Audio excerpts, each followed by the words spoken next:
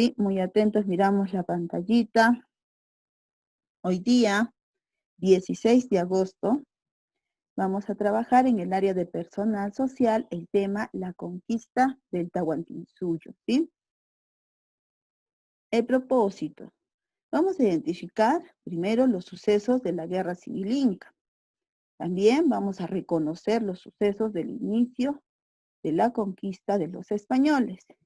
Y finalmente vamos a indicar cómo se dio la resistencia inca.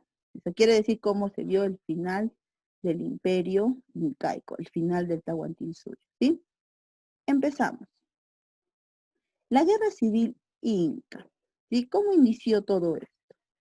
En el año de 1525, el Inca Huayna Cápac, que ya lo ven a continuación, fue considerado como uno de los incas que logró que el Tahuantinsuyo tuviese un gran esplendor y también tuviese una gran extensión en todo lo que comprende el Tahuantinsuyo, ¿sí?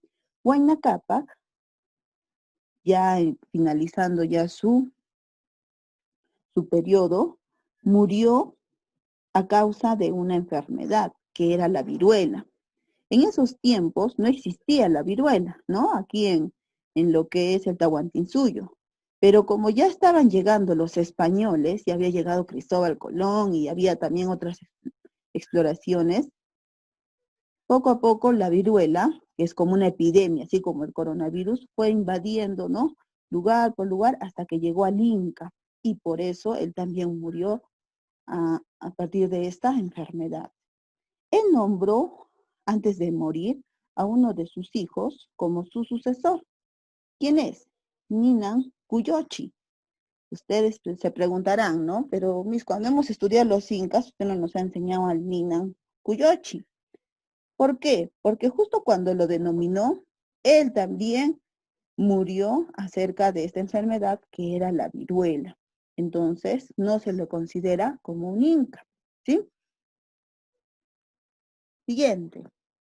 ¿Qué más pasó?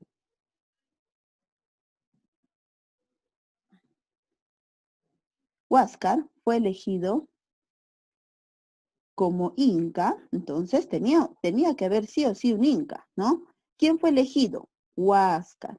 ¿Por quién fue elegido? Por su padre ya no, fue elegido por los jefes de la panata, ¿no? Considerándolo como el más fuerte, como el que tenía mejor liderazgo, entonces fue considerado como inca. Pero allá muy lejos, hacia el norte, en Quito, Atahualpa, quien era su medio hermano, ¿sí? De Huáscar, él era jefe de la campaña militar, tenía celos, decía, ¿por qué yo no? Si yo he sido el jefe de toda esta campaña militar, quien ha luchado porque el imperio esté estable y he conquistado muchos pueblos, yo tengo que ser el inca. Entonces, ¿qué comenzó a darse en ese momento? Una crisis sucesoria por los dos hijos, ¿no? Tanto por Atahualpa como Huáscar, ¿sí? Bueno, yo les he tratado de dar un resumen acerca de cómo empezó la caída del imperio incaico, la caída del Tahuantinsuyo. A continuación vamos a observar un video para que ustedes puedan comprender mejor este tema, ¿sí? A ver, les voy a poner el sonido porque no lo compartí. Estaba haciendo sus diapositivas. Sí, es que le he puesto sonido, justo estaba hablando, ¿ya? Ya le puse el sonido, por favor, muy atentos, ya deben estar con su lapicito, con su hojita para tomar apuntes, ¿sí? Luego vienen preguntitas. La caída del Imperio Incaico es quizá uno de los momentos más controversiales de la historia del Perú, tanto por la forma casi fantástica en la que ocurrió como por la cronología confusa y algunas veces contradictoria de los sucesos. Acompáñanos en esta serie de videos para conocer y descubrir, de una forma diferente a como te la contaron, la historia detrás de la caída del Imperio Incaico. Episodio 1. La Guerra Civil Inca. Nuestra historia comienza en el año 1525. Por aquel entonces, el Sapa Inca del Tahuantinsuyo era Huayna Cápac, considerado oficialmente como el 12º Inca y recordado principalmente por llevar al Imperio Incaico a su máximo esplendor. logrando expandir sus fronteras desde el sur de la actual Colombia hasta el centro del actual Chile y del Océano Pacífico hasta la cuenca del Amazonas. Huayna Cápac había dedicado los últimos años de su reinado a pacificar el borde norte del imperio cuando cayó repentinamente enfermo de viruela, una enfermedad que había sido introducida de Europa desde la llegada de los primeros exploradores de los viajes de Cristóbal Colón. Desde aquel entonces, plagas como la viruela, el sarampión, el cólera, la malaria y la fiebre amarilla habían avanzado sin cuartel por el continente americano, cobrándose la vida de una innumerable cantidad de nativos, quienes no contaban con las defensas inmunológicas para poder hacer frente a estos males. En su lecho de muerte, Huayna Cápac nombró como heredero del imperio a su hijo Ninan Cuyochi. Seguramente en este punto te estarás preguntando quién fue este Ninan Cuyochi y por qué no aparecía en tu lámina Huascarán de los 14 incas del imperio incaico. Bueno, no te sientas mal.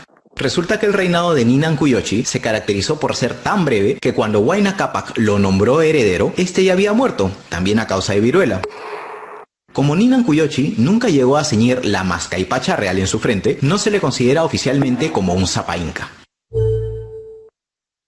Muertos el Inca y su hijo mayor, el imperio se enfrentó a una crisis sucesoria que amenazaba la paz y la estabilidad que tanto trabajo había costado alcanzar. Verán, al igual que con las monarquías europeas, en el incanato el poder era pasado del padre al hijo. Sin embargo, si el inca resultaba tener múltiples hijos con diferentes esposas, las costumbres incaicas no reconocían los derechos del hijo mayor. En cambio, en el imperio incaico se esperaba que ante un conflicto de sucesión fuera el hijo más listo, valiente y hábil quien terminara imponiéndose, sea por la fuerza o a través del favor y reconocimiento de la élite cusqueña. Incluso si el inca llegaba a designar un heredero, no había garantías de una transición pacífica. Luego de la muerte de Huayna Cápac, su hijo Huáscar fue coronado en el Cusco como Sapa Inca, con el apoyo casi unánime de los señores de las principales panacas cusqueñas. Su otro hijo, Atahualpa, permanecía en Quito, que hasta ese momento había servido como capital interina del imperio durante la duración de la campaña militar que había emprendido su padre. Atahualpa y Huáscar eran medios hermanos que provenían de diferentes familias reales, y según relatan las fuentes, eran de personalidades completamente opuestas. Mientras que Atahualpa exhibía un ávido interés por los asuntos militares y se mostraba extremadamente severo, Huáscar no tenía mayor interés por la conquista militar, y aunque sería recordado por cometer actos igual de crueles a los de su hermano, al parecer lo suyo eran los excesos. Atahualpa no asistió a los ritos funerarios de Huayna Cápac ni a la coronación de Huáscar en el Cusco, seguramente consciente de que podría terminar haciéndole compañía a su padre en el otro mundo. Y aunque al parecer en un inicio Atahualpa intentó congraciarse con su hermano, el que no fuera al Cusco despertó las sospechas inmediatas de Huáscar, quien enfurecido por la ofensa decidió iniciar una campaña militar contra su hermano para consolidar su autoridad sobre el imperio de una vez por todas. Es así como daría inicio a la Guerra Civil Inca. Habían pasado 4 años desde el inicio de la Guerra Civil Inca y anticipando su victoria, Atahualpa viajó de Quito a Cajamarca para esperar las noticias del ataque decisivo de sus tropas sobre la capital. Al mismo tiempo, sus chasquis le llevaban los primeros reportes de un suceso que despertaría su curiosidad. Según sus mensajeros, extraños forasteros de rostro barbudo habían llegado a la costa norte del imperio en inmensas casas flotantes. Estos personajes iban montados en grandes bestias nunca antes vistas y usaban varas con el poder de generar truenos y nubes de humo. Según sus informes, los forasteros que habían llegado a Tumbes se abrían paso saqueando, torturando y matando a los jefes locales. Sin embargo, lejos de obstruirles el paso, Atahualpa les permitió avanzar, probablemente consumido por la curiosidad y el deseo de conocer la procedencia de estos personajes y muy seguro de la aplastante superioridad numérica de sus tropas, sin saber que esa decisión terminaría por sellar su destino y el de todo su pueblo. Ya está, muy bien. Espero que hayan estado muy atentos al videíto, ¿sí? De una manera más animada les ha comentado, ¿no? Los sucesos acerca de cómo empezó esta caída del imperio incaico, ¿sí? La primera pregunta, a ver, le voy a preguntar a Natalie. Natalie, prendemos el micrófono. ¿Quién fue Huayna Cápac y qué logró? Natalie, Vega López.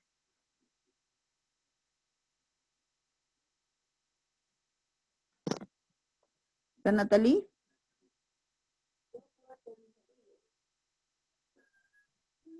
Pero no le puede poner si yo no sé qué le estaba pasando. Ya, respóndame Natalie. ¿Quién fue Huayna Cápac y qué logró? ¿Qué logró en el Imperio Incaico? A ver, dime. Huayna Cápac fue Ay, Dios, ¿cómo era esta parte? Huayna Cápac fue el líder profesor. ¿Quién fue? ¿Quién fue, Natalia? A ver, según el videito, has estado atenta, ¿no? Sí, mis. Ya, te comento que fue alguien muy importante en el Imperio Incaico. ¿Quién era el personaje más importante en el Imperio Incaico? ¿Quién era? ¿El que mandaba? ¿El que decía todo lo que se tenía que hacer? ¿Todos lo adoraban? ¿Quién era? Este sí me lo acuerdo. Aquí hay varias palabras con eso. En Huayna Cápac. Ya, Huayna Cápac fue, a ver, no te preocupes, Natalie, ¿sí? Ahorita nuevamente te voy a hacer una preguntita, pero hay que estar atenta a los videos, ¿ya? A ver, ¿La puedo responder? a ver, a los niños que me levanten la manito, les voy a dar la oportunidad si en caso sus compañeritos no pueden, ¿ya? Pero no me prendan el micrófono. El primero que aprendió fue Dylan. Dylan, dime quién es Huayna Cápac. Fue el 15º Inca y logró expandir a su máximo tamaño el imperio al Tahuantinsuyo. Muy bien, logró expandir, pero no fue creo el 15º. Si solo fueron 14 incas. Fue entonces el número El 6. 12º Inca. Ya está, el 12º. ¿Quién fue Huayna Cápac? Fue entonces un inca, Natalie, ¿sí? Fue el inca y que logró un gran esplendor y también una gran extensión en todo lo que era el Tahuantinsuyo. Siguiente pregunta, a ver, le hago a Luciano. Luciano, dime, ¿de qué murió Huayna Cápac? ¿De qué murió?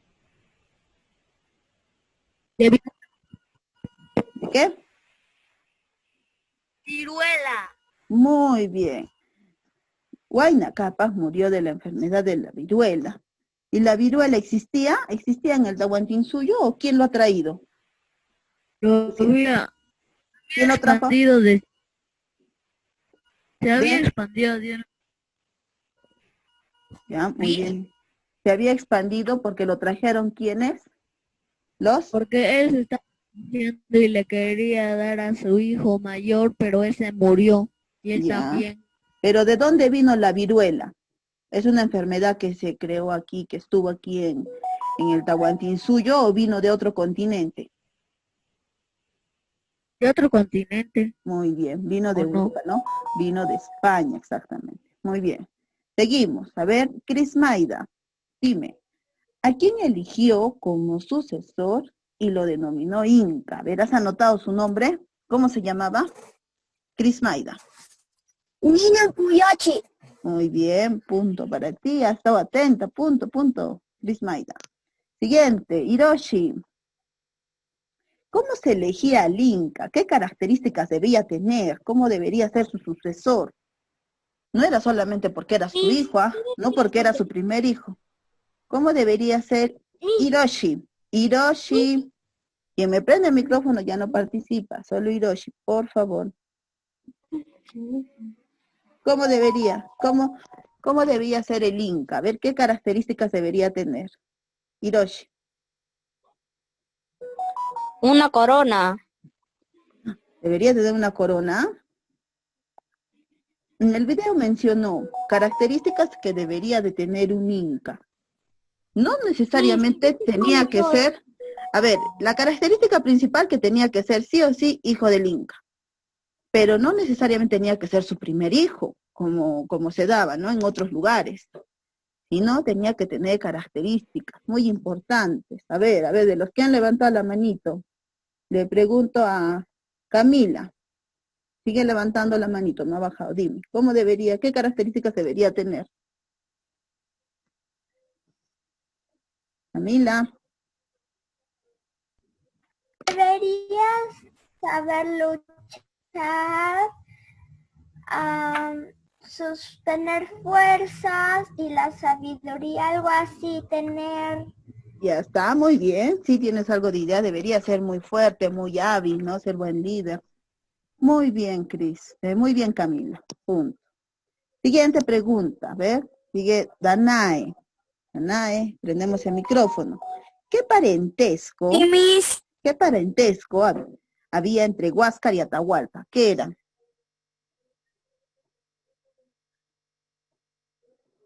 ¿Qué parentesco habían entre los dos? ¿Era su tío? ¿Era su primo? ¿Era su papá? ¿Qué parentesco había entre? Eran medios hermanos.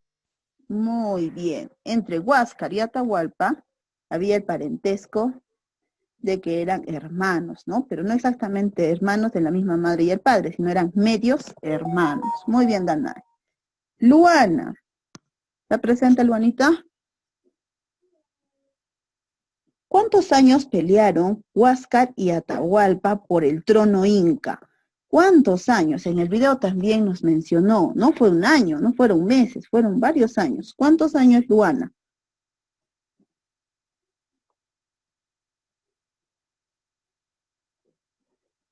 Ya, Luanita tiene problemas con el video. ¿Así está? Dime, Luana, ¿cuántos años?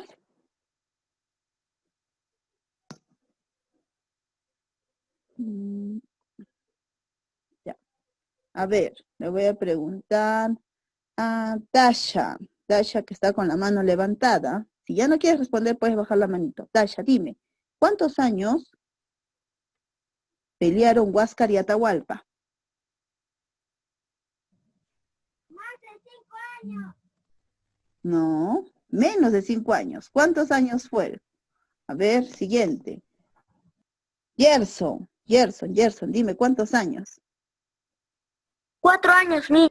Muy bien, Gerson. Pelearon 4 años y finalmente, ¿quién ganó? Atahualpa, ¿no? Muy bien, esas son las preguntitas entonces acerca del video, ¿ya? Los niñitos que no responden, que se están confundiendo, no se preocupen, ¿sí? Estamos aprendiendo, ¿ya? Y no se preocupen que van a tener oportunidad para otro puntito, ¿ya? Miss, disculpe, soy Luana. Ya, Luanita, no te preocupes. Voy a considerar nuevamente preguntarte, ¿ya? No te preocupes. Vamos a seguir con el siguiente tema. Dice, el inicio de la conquista. En el año de 1528, unos exploradores españoles llegaron a Tumbes, ¿sí? Y ahí realizaron varios intercambios con los pobladores de ahí, que los atendieron muy bien. Hicieron intercambios de regalos, ellos le entregaban cosas que ellos tenían, ¿no? De los españoles, y ellos también le entregaban, esos pobladores de Tumbes también le entregaban todas sus ofrendas, y no solo eso, sino también intercambiaban información. Disculpe, soy Luana. Yo no le he podido responder porque el internet me ha sacado. Sí, Luanita, no te preocupes, ya te he dicho que posteriormente te voy a hacer una pregunta, ¿ya? Estamos con el tema. Y también intercambiaban información entre los exploradores y también les mencionaba que había un inca. ¿Quién era el inca? Huayna Cápac, ¿no? Y que también les mencionaron de que tenían grandes oros y todo. Ellos, muy inocentes, le contaban de qué consistía su gran imperio. Estos exploradores le contaron todo a Pizarro, que había un gran imperio y que su rey, su representante, ellos lo conocían como rey, ¿no? El que dirigía todo, era el Inca Huayna Cápac. ¿Ah? Siguiente. Al no tener recursos, ¿no? De cómo ir y conquistar esas tierras tan enormes, tan grandes, porque el imperio no era pequeño, ¿qué hizo Pizarro? Regresó a España para solicitar apoyo a los reyes, ¿sí? ¿Y quién le ayudó? Justo el rey no estaba en esos momentos en España. Entonces, quien fue y le apoyó en todo fue la reina Isabel, ¿no? Con todo el consejo que estaba ahí. Y le hicieron firmar un tratado a Pizarro que se denominó la Capitulación de Toledo. ¿Sí? En ese tratado Pizarro obtuvo el mayor beneficio, ¿sí? Y en cambio, él tenía 2 socios que lo apoyaban para que también se logre esta conquista de este gran imperio. ¿Quiénes eran? Diego de Almagro y Hernando de Luque. Y ellos, a comparación de Pizarro, recibieron muy pocos beneficios, ¿sí? Quien quiso acaparar con todo fue Pizarro, y así lo logró. Pero posteriormente, Diego de Almagro y Hernando de Luque tampoco se quedaron con los brazos cruzados, sino también comenzaron una guerra con el mismo Francisco Pizarro, ¿no? Luego, Pizarro y su tripulación emprendió su viaje, ¿sí? De España, regresó nuevamente a América, llegando primero a Panamá, ¿no? Y después desembarcó en Tumbes, donde se enteró que ya el Inca, Huayna Cápac, había muerto, y que 2 hermanos, Huáscar y Atahualpa, peleaban por el trono. Fue entonces que él se enteró de eso, ¿sí? Pizarro, en la ciudad de San Miguel, preparó todo para el enfrentamiento con Atahualpa. ¿Y quiénes lo acompañaron? ¿Quiénes formaban parte de la tripulación de Pizarro?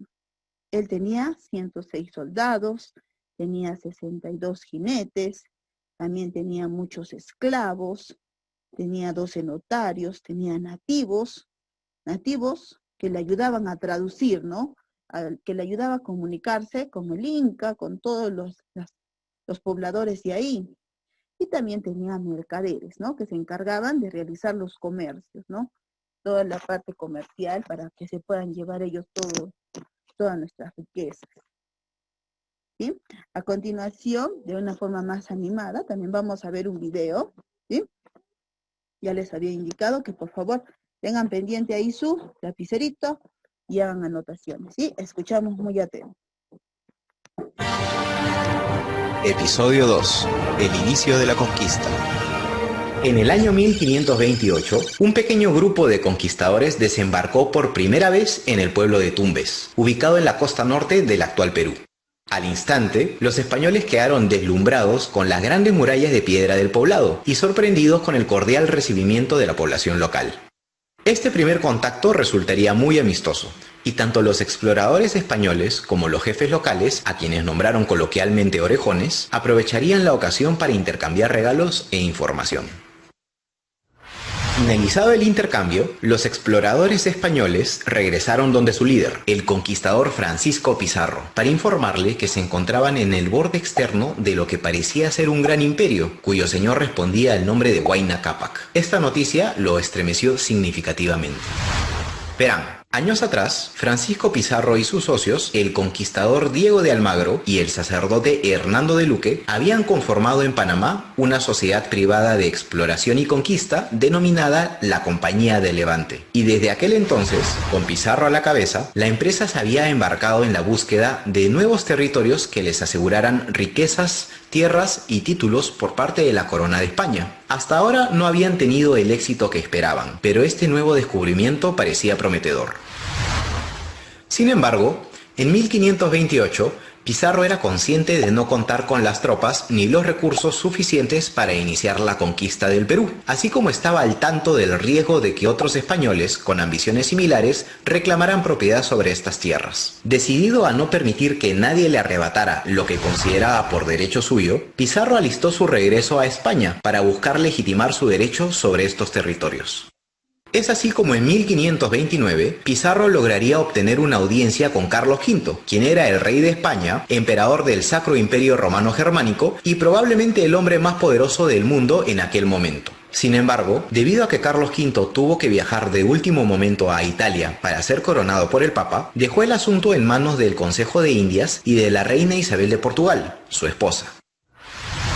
Aprovechando esta oportunidad, el trujillano no escatimó en detalles a la hora de describir las tierras y pueblos descubiertos a lo largo de su segundo viaje expedicionario, avalando su relato con piezas de oro y plata, cerámicos y textiles de toda clase, camélidos sudamericanos e incluso con indios que había traído consigo desde Tumbes. La reina Isabel, sin duda convencida con el relato, le otorgó a Pizarro la licencia real para iniciar la conquista del Perú desde el río Santiago, ubicado en la costa del el actual Ecuador, y por 200 leguas en dirección sur, terminando en el pueblo de Chincha. A esta licencia se le conocería como la Capitulación de Toledo, y entre otras cosas, le otorgó a Francisco Pizarro los títulos de gobernador, alguacil mayor y capitán general del Perú, así como un sueldo anual considerable y la facultad de encomendar indios en nombre de la Corona Real de Castilla. Los otros socios de la conquista, que no habían podido ir a España, también obtuvieron algunos títulos y derechos, pero serían pocos y menores en comparación a los que Pizarro consiguió para sí mismo. Esta situación generó molestia e inconformidad en Luque y especialmente en Almagro, lo que traería consecuencias en el futuro. Finalmente, en 1532, Pizarro regresaría a Tumbes a sus 54 años, decidido a materializar su sueño de conquista.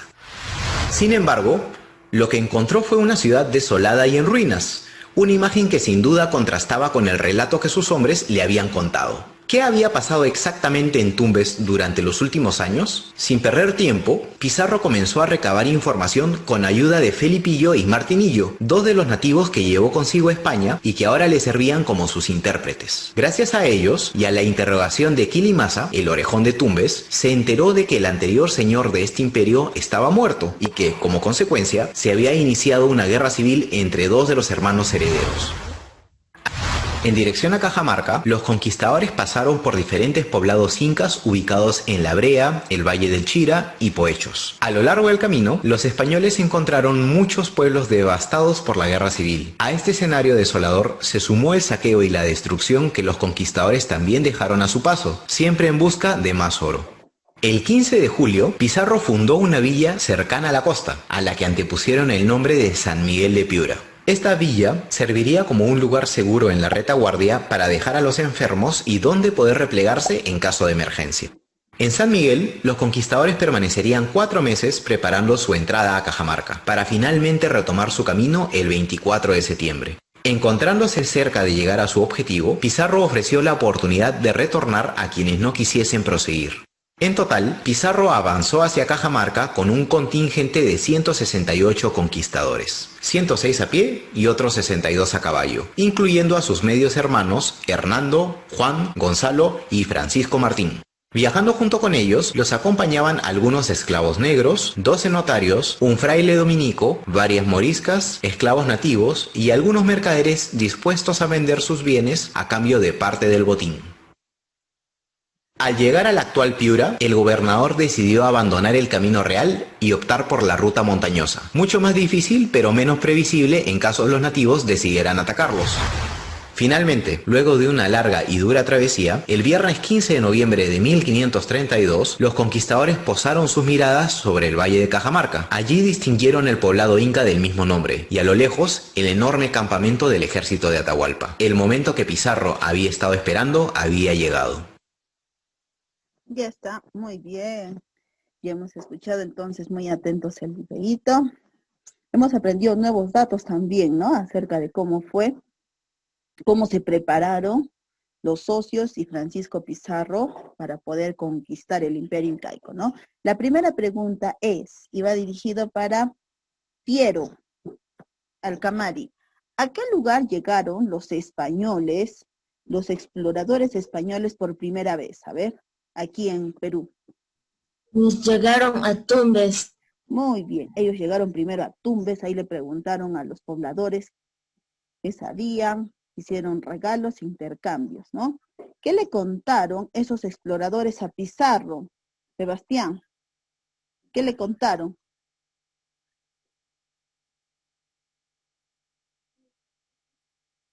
¿Qué crees que le contaron? Sebastián, ¿está presente?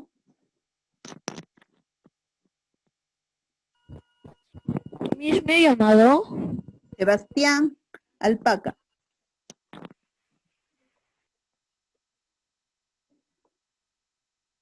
Ya, no ha aprendido Sebastián. A ver, ¿qué le contaron esos exploradores? ¿Quién levantó la manito? A ver. Fabiano, ¿qué le contaron? Sí, Miss, ¿Qué le contaron esos exploradores a Pizarro? que eso era, que los recibieron muy bien, Ya, que que había les dieron oro. Ya, que había mucho oro Oh. en todo en el imperio, ¿no? ¿Y quién era el Inca?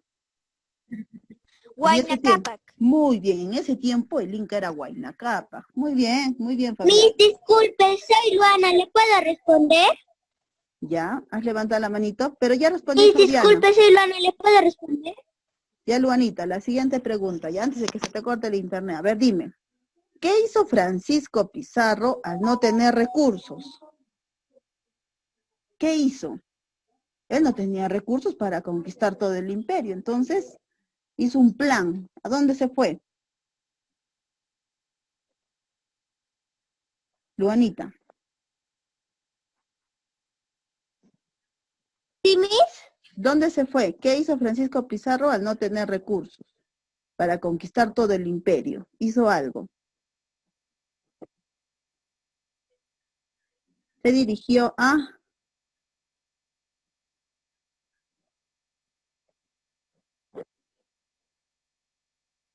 dónde? Yo Miss, puedo responder. Soy Dasha. Ya, Dasha, dime, ¿a dónde se fue? Voy a pedir ayuda a la reina Isabel.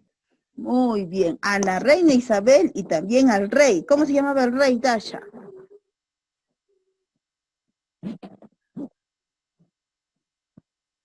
Está muy bien lo que me has dicho. Francisco Pizarro, al no tener recursos, se fue a visitar entonces a los reyes de España, ¿no?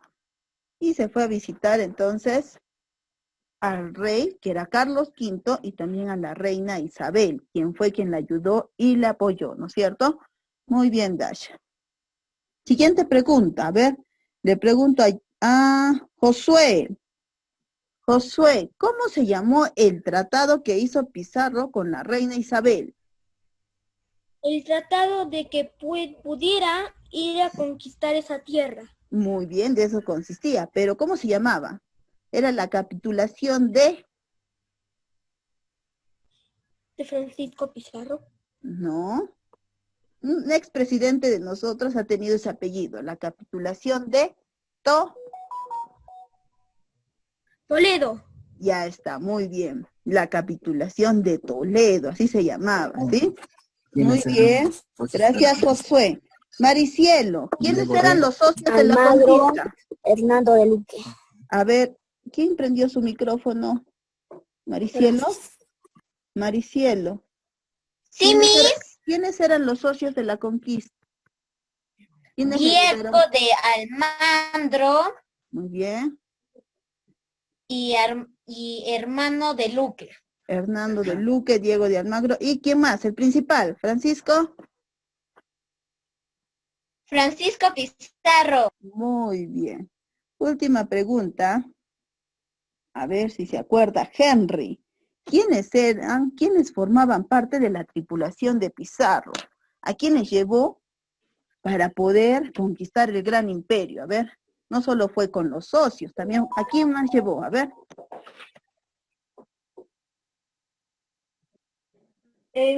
Francisco Pizarro llevó 106 soldados, Bien, esclavos, 62 jinetes, 12 notarios y muchos más.